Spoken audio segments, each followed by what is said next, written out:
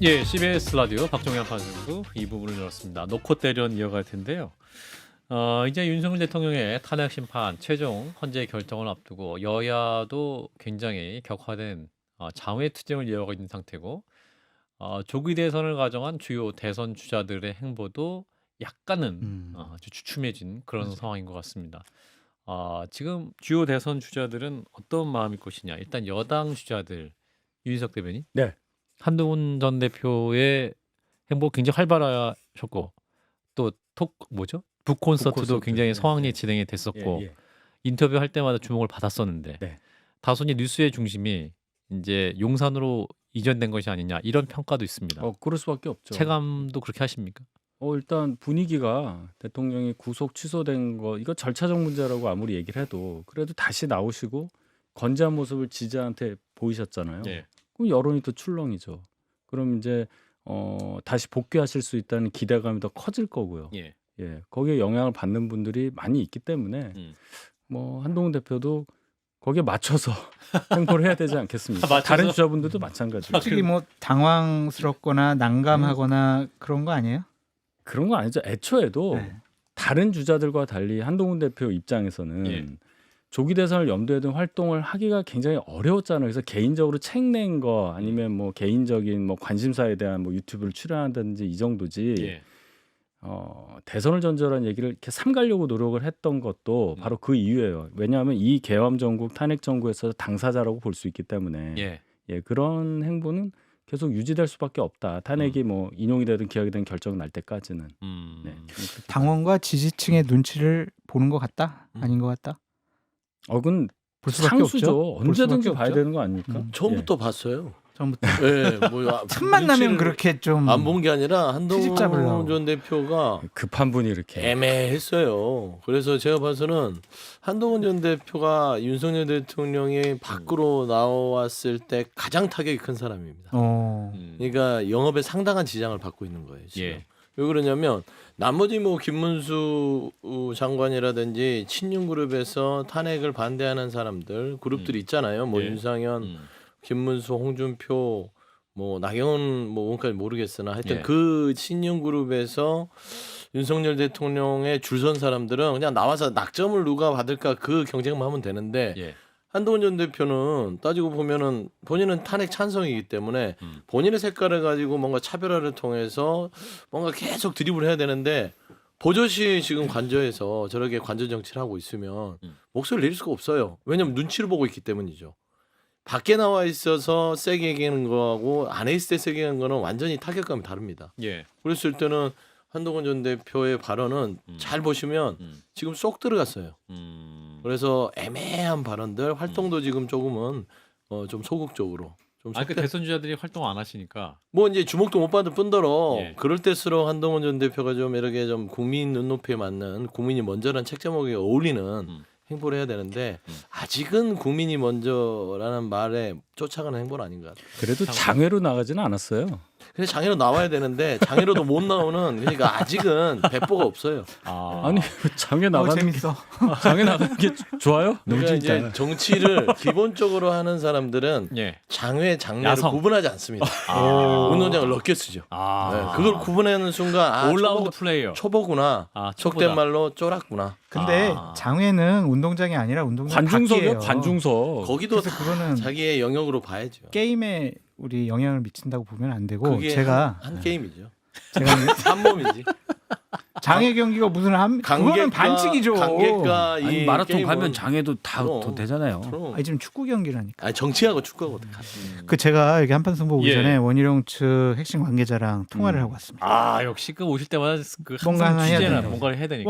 원희룡의 움직임을 봐라. 그런 식의 아주 의미심장한 얘기를 했습니다. 원희룡. 김문수는 아무 움직임이 없다. 아하. 메시지도 안 내고 있다. 예. 원희룡 지금 슬슬 몸 풀고 있지 않냐. 아하. 분위기가 원희룡에게 모이고 있다. 아하. 원희룡 전 장관이 몸을 풀고 있다는 것은 조기 대선이 있을 수 있다는 게 좀 더 설득력이 있다. 그러는 거 그렇죠. 그렇군요. 그러고 윤석열 대통령과 윤석열 대통령을 지지하는 당원들과 지지자들이 결국에는 원희룡을 선택을 할 것이다.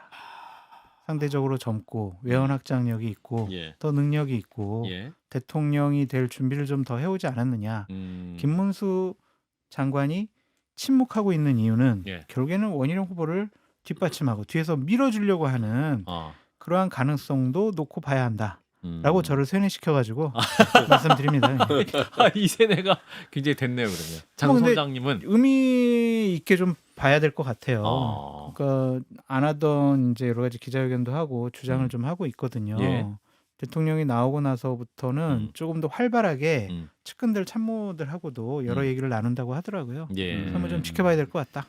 저도 뭐 여권 관계자 한 분의 얘기를 들어보니까 원희룡 전 장관이 사실 언론 접촉이나 이런 건 지금 요즘 없잖아요. SNS는 매일 하고 있습니다. 예, 예전에 근데 한번 기자들이 집중을 안 해서 그렇지 그렇죠. SNS 매일 하고 있어요. 근데 그거 이제 시간을 그렇게 많이 들이지 않아도 되니까. 근데 한 2달 전만 해도 예.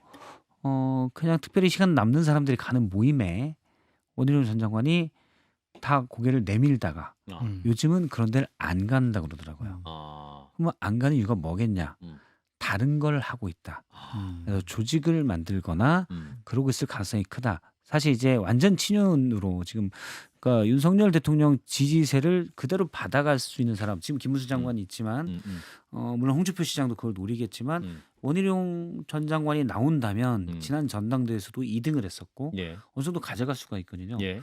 그래서 뭐 제가 두 분의 개인적인 그런 건 잘 모르지만 예를 들어 원희룡 전 장관이 김문수 장관한테 뭐 선배님보다는 제가 하는 게 그래도 우리가 승리 가능성이 높지 않겠습니까?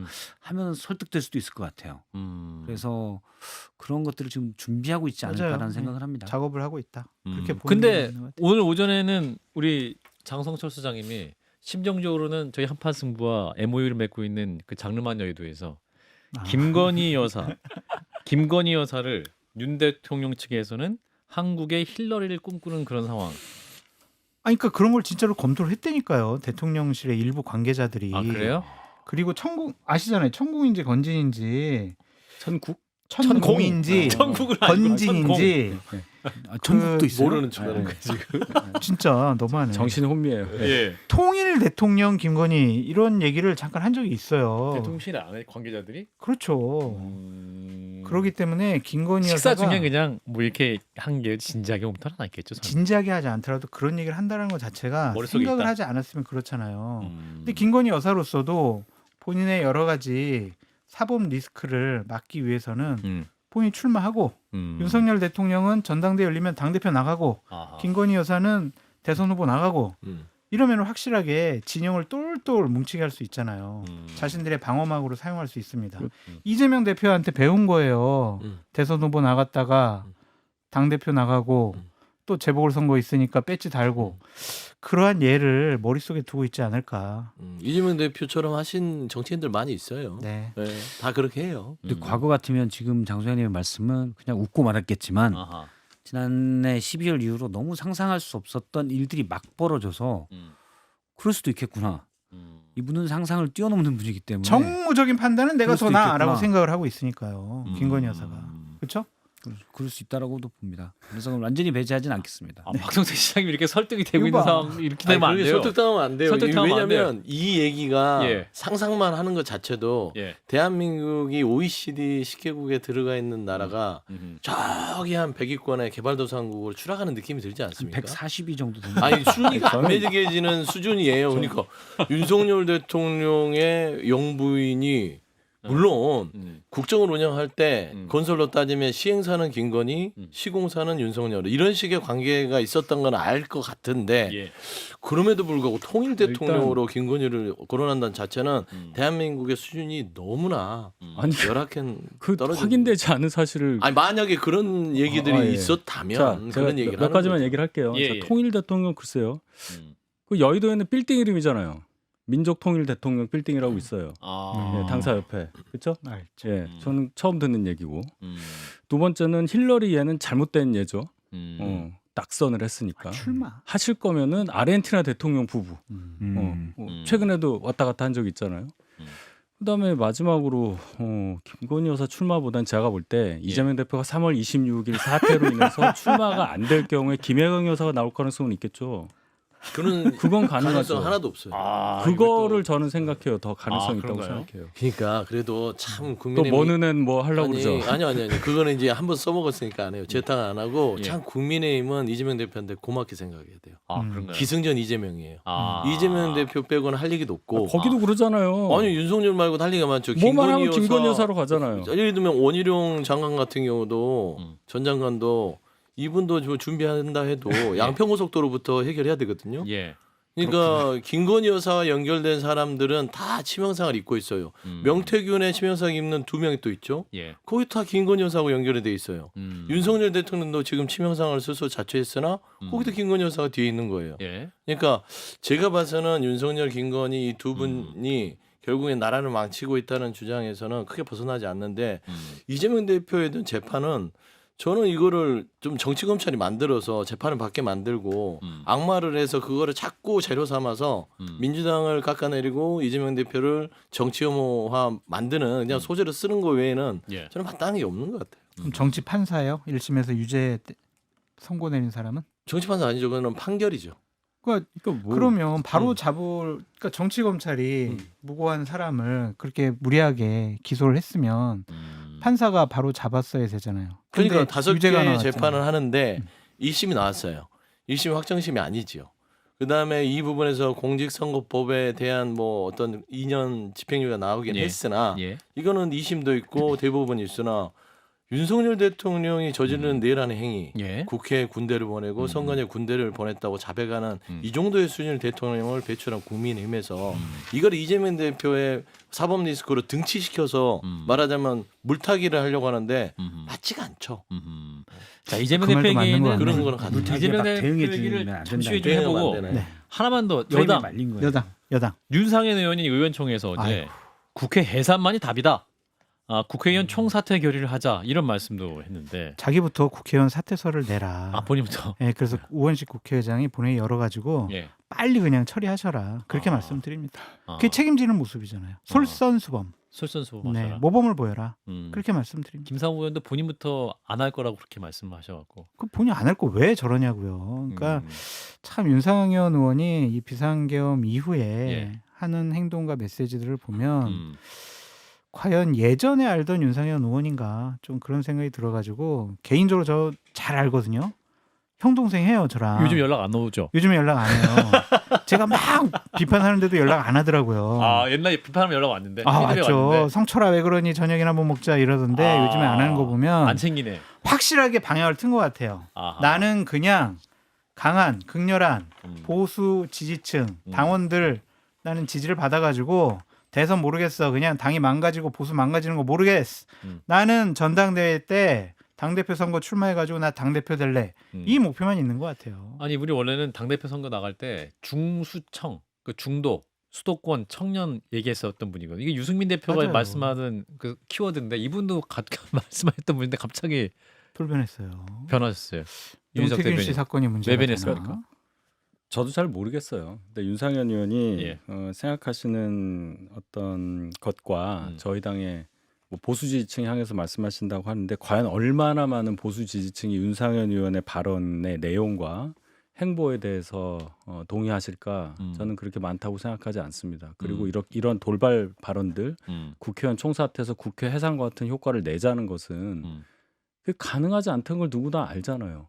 본인부터 내고 하면 또 모르겠는데 예. 이런 얘기를 하는 이유는 그냥 메시지로 본인의 이름값을 올리겠다는 것 외에는 진정성이 안 보인다는 지적을 바로 받을 수 있기 때문에 윤상현 의원에 대해서는 뭐 더 얘기하기가 어렵다.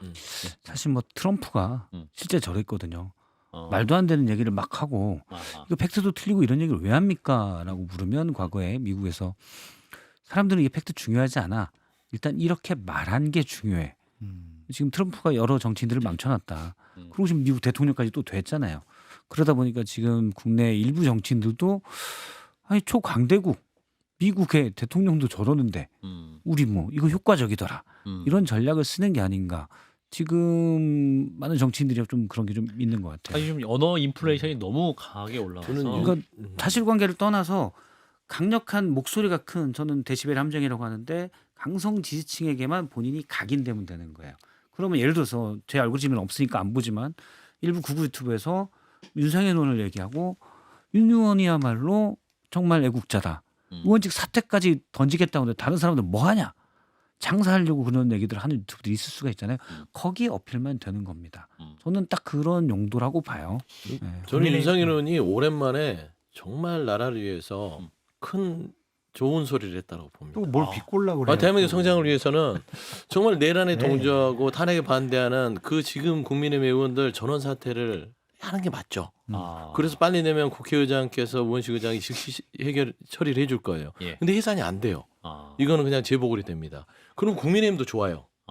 새로운 재보궐을 통해서 한동훈 합리적인 그렇죠. 한동훈 전 대표를 주축으로 해서 합리적인 윤희석 대변인의 공천을 공다를 이제 떼고 그래서 이제 공받. 정말 좀 합리적인 보수들이 그 큰 그림. 108석의 자리에 알겠습니다. 들어가서 대한민국을 정말 좀 이 극단의 정치에서 해방시킬 수 있잖아요. 예. 저는 윤상현 의원의 그 발언에 지지합니다. 꼭 실천하시길 바랍니다. 지금 저희 당 체제에서 제가 언감생심 공천을 받겠어요? 아니 108명이 다 이제 사퇴서를 내고 의장이 처리해 주면 다 다음 조기 대선이랑 같이 재보궐 하면 됩니다. 예, 지금 속보가 들어와 있는 것은 천대엽 법원행정처장이 이제 그 즉시 항고 필요하다라는 입장을 냈는데 대검에서 법사위 상황 관련 검토 중이다라는 입장이 나왔습니다. 그러니까 지금 이제 천대엽 법원행정처장이 어떤 구속 취소에 대해서 검찰이 14일까지 즉시 항고 필요하잖아요. 7일 안에 하면 되는 거 아니잖아요. 그러니까 이제 검찰 대검에서 뭔가 좀 검토를 하겠다라는 입장을 내서 뭔가 상황 변화가 있을 수도 그럼 다시 모른다. 그러면 대통령 잡아. 아니요, 그건 별개예요. 별개. 이제 석방지긴 했기 때문에 그럼 일단은 보통 한 아닌가? 거랑 똑같이 되네. 즉시한 거를 하더라도 이거는 상급심을 통해서 아마 저기 형사 절차상에 있어서 절차적 혼선을 바로잡자는 의미를 오늘 법원행정처장이 했더라고요. 예. 아마 그걸 대검이 받아들이는 것이고 그게 맞죠. 보통 항고에 의미가 있는 거네요. 거의 보통 항고에 의미가 있다고 보시면 됩니다. 원래 즉시항고하면 7일간 또는 즉시항고 기간 동안 구속 그 결정이 돼 법원의 결정이 돼 집행이 정지되잖아요. 예, 예. 근데 이미 집행이 돼버렸기 때문에 이 정지의 효과는 없어졌다. 예. 자, 이제 민주당 얘기해 보겠습니다. 자, 이재명 대표 이제 위증교사 혐의 2심 재판이 어제 시작이 되고 또 이런 가운데 26일로 예정된 이재명 대표의 또 공직선거법 2심 선고가 예정이 돼 있는데 사실은 이제 아까 일부에서 우리 박성태 실장님께서 탄핵 심판이 인용되는 전제하에 만약에 2심도 유죄가 나온다 하더라도 윤 대통령이 지금 석방돼서 나와 있는 상태이기 때문에 비명계가 이재명 대표의 현 상태에 대해서 2심에서 어떠한 선거가 유죄가 나온다 할지라도 큰 목소리를 내기 어렵다. 뭐 이런 말씀을 하셨습니다. 자, 26일 이후의 상황은 어떻게 좀 예상할 수 있을지 우리 서영주 소장님께서 말씀부터 해주실까요? 26일은 민주당 모든 구성원들은 무죄를 예측하고 있죠. 다만 아주 그 희박한 논리로 유죄가 나온다면 이재명 대표가 굉장히 가장 큰 이제 넘어야 될 산을 만날 거예요. 그게 이제 당내에서부터 산을 맞다. 그럼요. 그건 엄청난 본인이 정치적인 부담을 안고 이 조기 대선을 준비하는 큰 산이 될 것 같은데 예. 지금은 이제 윤석열이라는 거대한 어떤 그 태산을 만난 상황이기 때문에 이걸 넘어야 되고 예. 이게 이제 넘고 나면 이제 그 26일의 판결에 따라서 이재명 대표는 당내에서 그리고 당 밖에서 이걸 어떻게 대응할지에 대한 좀 국민적인 눈높이에 맞는 메시지와 행보들이 필요할 수 있다. 뭐 일단은 26일을 민주당의 당원들과 이재명 대표도 무죄를 확신하기 때문에 그때 가서 일단은 좀 대응하지 않겠냐. 그래도 유죄가 나와도 저는 한 가지 메시지로는 넘을 거는 같아요. 일단은 국민의 선택을 믿고 가겠다.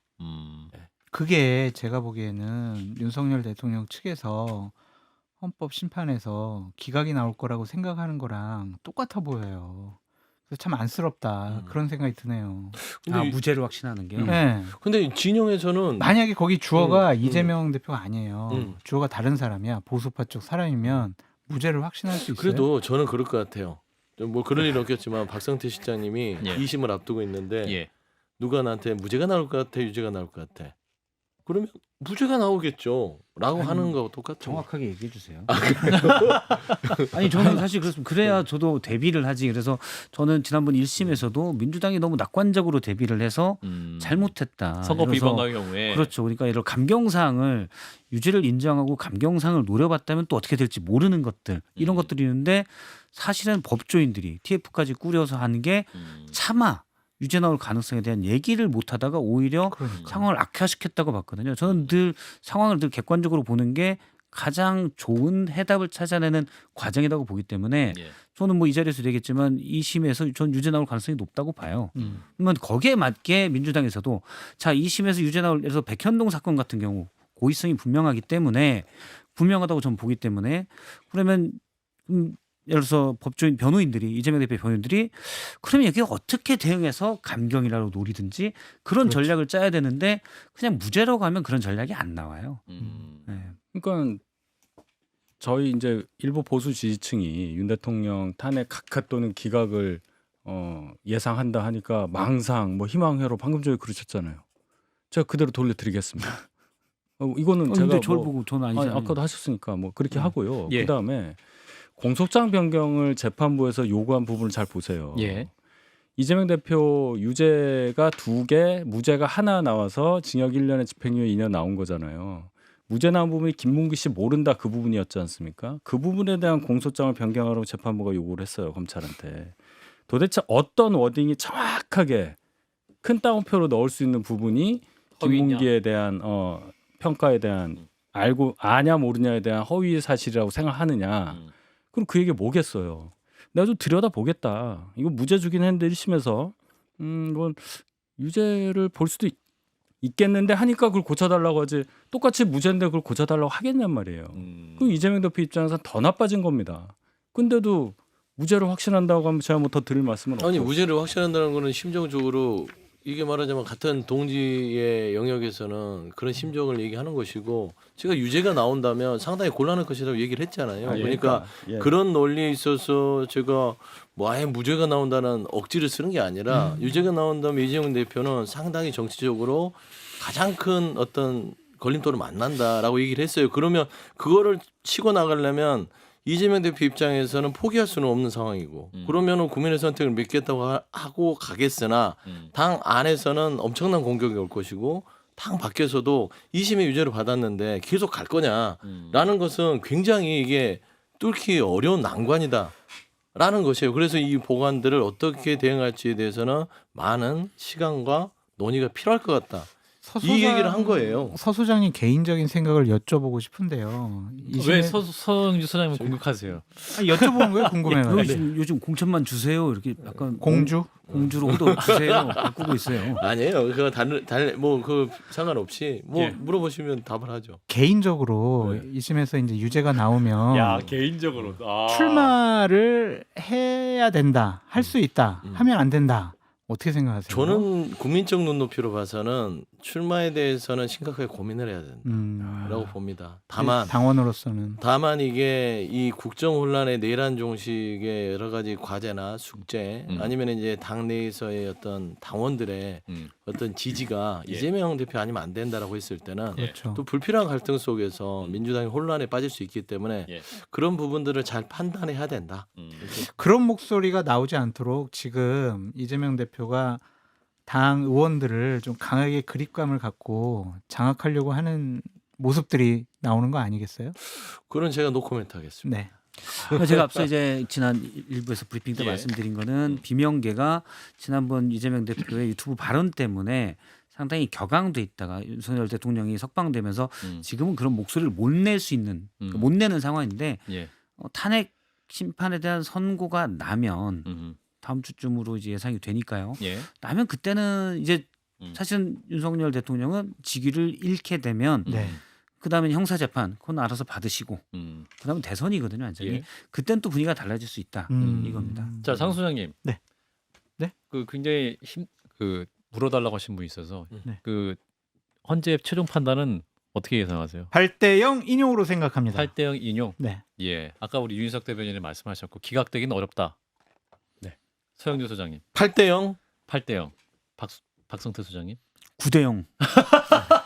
그럼 시간이 좀- 오래 걸려 부대하면. 좀 색다르게 하고 싶었어요. 아, 죄송합니다. 시간이 오래 걸려서 안 돼. 알겠습니다. 빨리 이게 맞죠. 종식시켜야죠. 예, 헌법을 수호할 의지가 없어 보여요. 예.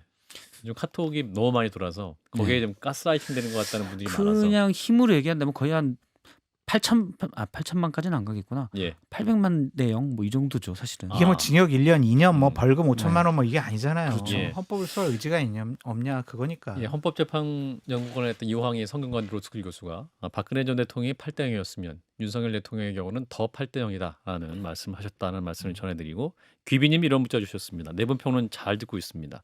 판단은 우리의 목, 합리적인 분들이 목소리를 낼 때다라는 말씀을 전해주셨습니다. 자, 오늘 함께해 주신 윤희석 전 국민의힘 대변인, 끝났어요? 서용주 전 더불어민주당 상근부 대변인 일단 두 분은 보내드립니다. 아, 예. 고맙습니다. 네, 감사합니다.